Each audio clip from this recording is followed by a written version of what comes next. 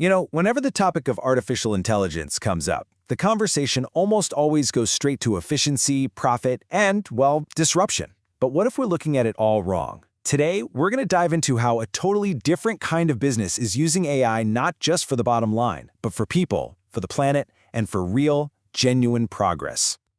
All right, before we jump in, just a quick heads up. This is part 4 of a 10-part overview looking at a pretty comprehensive research report from Virtualization Options LLC. It covers the stakeholder business model, AI governance, and legal frameworks. Now, as you can probably guess, these explainers are just scratching the surface of the full report. Also, this isn't legal advice, and it doesn't come with any warranty, either expressed or implied. Okay, let's get into it.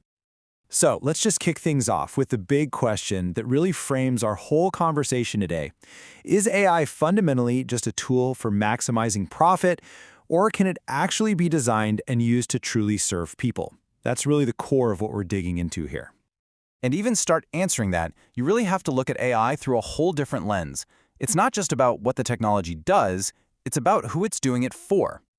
Okay, let's break this down because this slide really gets to the heart of the matter. So on one side, you've got the classic shareholder approach. Here, AI's job is pretty simple. Maximize transactions, chase those short-term financial gains, and basically extract as much value as possible. But then, you look over on the right. The stakeholder approach, it totally flips the script. It's all about enhancing value for everyone involved, building long-term trust and sustainability. And here's the key difference. It's not about extracting value, it's about creating shared value. One takes, the other builds. So that all sounds great in theory, right? But what does it actually look like in the real world? Let's take a look at how this kind of AI is used for people, employees, and customers, and how it builds trust from the inside out. It really starts with your own people, with employee well-being.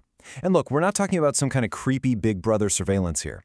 Instead, these companies are using AI-driven analytics to proactively keep an eye on safety, predict the risk of burnout, and find ways to improve engagement.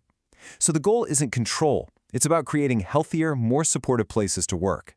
It's about using tech to be protective, not punitive. And that same exact philosophy, that same mindset, it carries right over to how these companies treat their customers. The main goal shifts from just how do we close the sale to something much bigger.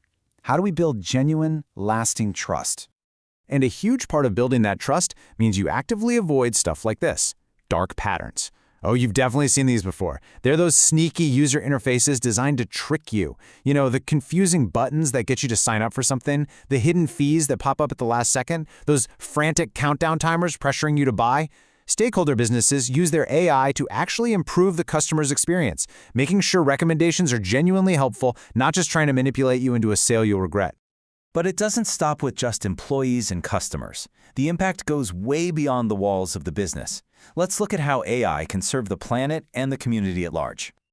Think about this on a global scale, because this is where it gets really powerful. Companies are using AI to monitor their entire supply chains. So first, they're tracking all this environmental compliance data. Then, that helps them spot potential risks. We're talking human rights abuses, environmental damage, you name it. And the key part is step 3. It lets them jump in and do something about it before it becomes a huge problem.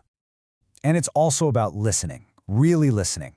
Before starting some huge project that could affect the local community, these businesses use AI tools, things like natural language processing, to basically sift through public feedback and get a real sense of what people are worried about. This isn't just for good PR. It lets them assess the social risks and make smarter, more informed decisions before they break ground. Okay, so you're probably thinking, how on earth do they pull all this off, right? How do you make sure these super powerful AI tools are always being used for good?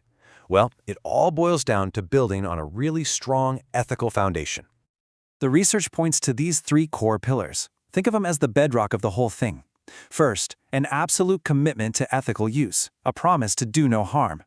Second, they are constantly on the lookout for bias in their systems, actively trying to find it and fix it. And third, explainability. This means the AI's decisions aren't some mysterious black box. They can be understood and checked. This isn't a one-and-done thing. It's a continuous, active process. And this foundation isn't just some abstract, feel-good idea. It has a super practical payoff. It's the engine that lets these companies gather and report on incredibly complex environmental, social, and governance, or ESG data. And in a world with more and more regulations, having a trustworthy AI-powered system for this stuff is a huge, huge advantage. So, when you put it all together, what we're really talking about here isn't just some nice-to-have ethical add-on. It's a fundamental business strategy. By using AI to serve all their stakeholders, these companies are actually building businesses that are more resilient, more trusted, and in the end, way more sustainable for the future. And that really leaves us with one final big question to chew on. We've seen that it's possible. AI can be designed to create shared value for everyone: employees, customers, communities, the whole shebang. So, if we know it's possible to build AI that serves everyone, what's our excuse for building it any other way?